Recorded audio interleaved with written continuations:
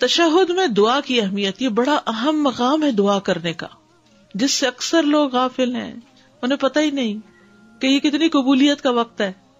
ابو امامہ رضی اللہ عنہ سے روایت ہے، کہتے ہیں کہ رسول اللہ صلی اللہ علیہ وسلم سے پوچھا گیا، اے اللہ کے رسول، کون سی دعا زیادہ سنی جاتی ہے؟ آپ نے فرمایا، رات کے آخری حصے میں اور فرض نمازوں کے آخر میں۔ فرض نمازوں کے آخر میں سلام سے پہلے مانگی جانے والی دعا۔ دبر الصلاۃ، عربی عبارت دیکھیے، قال جوف اللیل الآخری، یہ ہے اوپر، ودبر الصلاۃ المکتوبات۔ اور ظاہر سے معلوم ہوتا ہے کہ دبر الصلاۃ سے مراد سلام پھیرنے سے پہلے۔ یہ معنی کیوں لیا گیا ہے؟ دبر کا لفظ دو چیزوں پہ بولا جاتا ہے۔ نمبر ایک، کسی چیز کے آخری حصے پر، دبر پیٹھ کو کہتے ہیں نا، اور نمبر دو، جو آخر سے پہلے ہو اس پر بولا جاتا ہے۔ اور دبر کا لفظ نماز کے متعلق وارد ہوا ہے، اس سے مراد نماز کا بعد والا حصہ ہے، نماز ہی کا بعد والا حصہ، نہیں سمجھ آئی؟ یعنی نماز کا بالکل آخری حصہ سلام سے پہلے۔ اور یہ لفظ مطلق آیا ہے، یہ بھی ایک رائے ہے کہ یہ لفظ جو ہے دبر الصلاۃ، یہ اوپن ہے، بس اس میں نماز میں سلام پھیرنے سے پہلے کا حصہ اور بعد کا حصہ بھی داخل ہے۔ یعنی اگر کسی نے پہلے نہیں دعا پڑھی یا کم اس کو یاد ہے تو سلام پھیرنے کے بعد بھی وہ مانگے گا تو یہ بھی قبولیت کا وقت ہے۔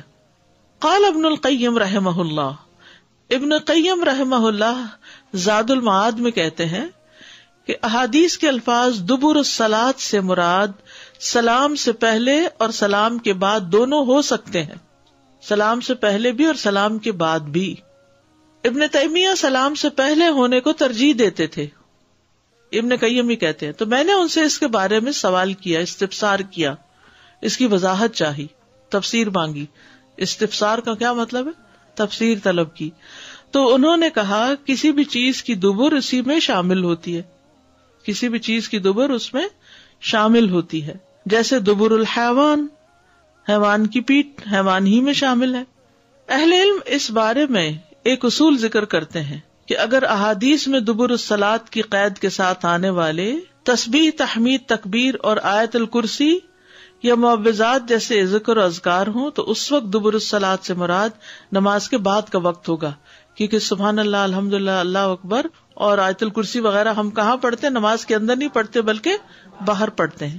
اور اگر دبر الصلاۃ کی قید کے ساتھ آنے والی نصوص دعا پر مشتمل ہو تو پھر دبر الصلاۃ سے مراد نماز کا آخری حصہ یعنی سلام سے پہلے کا وقت ہوگا، یعنی باقی دعائیں سلام سے پہلے اور آیت الکرسی اور تسبیحات وغیرہ سلام کے بعد۔ لیکن اگر کسی نص میں دعا سے متعلق واضح ہو جائے کہ وہ دعا سلام کے بعد ہی کرنی ہے، جیسا کہ آپ صلی اللہ علیہ وسلم کا فرمان ہے، سلام کے بعد 3 بار استغفر اللہ کہو، کہتے ہیں نا اللہ اکبر، استغفر اللہ، استغفر اللہ، استغفر اللہ، تو یہ آپ نے خود اس کے بارے میں ہمیں بتایا کہ یہ سلام پھیر کر ہی کہا جائے گا۔ تو یہ دعا ہونے کے باوجود بھی سلام کے بعد ہی پڑھی جائے گی، کیونکہ سنت اسی پر دلالت کرتی ہے، سنت سے یہی ثابت ہے۔ شیخ ابن باز سے سوال کیا گیا کہ جن احادیث میں دبر الصلاۃ کے بعد کثرت سے دعا اور ذکر اذکار کی ترغیب دی گئی ہے، ان میں دبر الصلاۃ سے کیا مراد ہے؟ نماز کا آخری حصہ یا سلام کے بعد کا وقت؟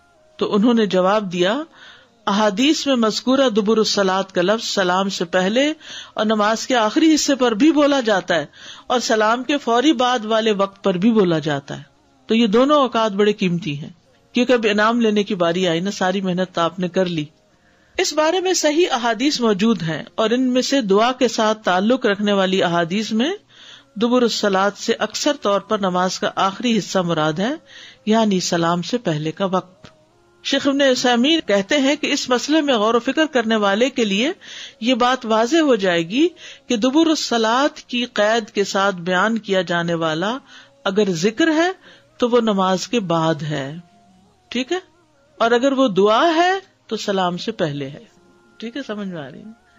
تشہد میں پسند کی دعا پڑھنے کا اختیار ہے۔ عبداللہ بن مسعود کہتے ہیں کہ جب ہم نبی صلی اللہ علیہ وسلم کے ساتھ نماز پڑھتے تو ہم قعدہ کہتے ہیں تشہد کے لیے بیٹھنا، یہ کہا کرتے تھے السلام علی اللہ من عبادہ السلام علی فلان و فلان، اس کے بندوں کی طرف سے اللہ پر سلام ہو اور فلاں پر اور فلاں پر۔ تو نبی صلی اللہ علیہ وسلم نے فرمایا یہ نہ کہو اللہ پر سلام ہو، کیونکہ اللہ تو خود سلام ہے، یعنی لوگ اللہ کو سلام بھیجنے لگتے تھے اس وقت، تو آپ نے اس سے منع کیا کہ اللہ تعالیٰ تو خود السلام ہے، بلکہ یہ کہو التحیات للہ والصلوات والطیبات السلام علیک ایھا النبی، آخر تک۔ اس کے بعد دعا کا اختیار ہے، جو اسے پسند ہو وہ مانگے، یعنی درود شریف تو آبویسلی پڑھنا ہوگا کیونکہ درود شریف کے بغیر نماز نہیں ہوتی۔ اپنے نفس پر کیے ظلم کو تسلیم کرتے ہوئے بخشش مانگنا۔ ابو بکر صدیق رضی اللہ عنہ سے روایت ہے کہ انہوں نے رسول اللہ صلی اللہ علیہ وسلم سے کہا، مجھے ایسی دعا سکھا دیں جو میں اپنی نماز میں مانگا کروں۔ آپ نے فرمایا، کہو اللہم انی ظلمت نفسی ظلما کثیرا ولا یغفر الذنوب الا انت۔ اگلے پچھلے ظاہر گناہوں کی معافی کا سوال۔ آپ آخر میں تشہد اور سلام کے درمیان فرماتے اللہم اغفر لی ما قدمت وما اخرت، آخر تک۔ 4 چیزوں کی پناہ۔ رسول اللہ صلی اللہ علیہ وسلم نے فرمایا، جب تم میں سے کوئی آخری تشہد پڑھ کر فارغ ہو تو اللہ سے 4 چیزوں کی پناہ مانگے، اللہم انی اعوذ بک من عذاب جہنم ومن عذاب القبر ومن فتنة المحیا والممات ومن شر مسیح الدجال۔ نبی صلی اللہ علیہ وسلم کا قرآن کی سورت کی طرح اس دعا کو سکھانا، یہ جو 4 چیزوں کی پناہ ہے نا۔ پھر طاؤس رحمہ اللہ اپنے بیٹے کو اس دعا کے نہ پڑھنے کی وجہ سے دوبارہ نماز پڑھانا کہ دعا کیوں نہیں پڑھی تم نے نماز میں۔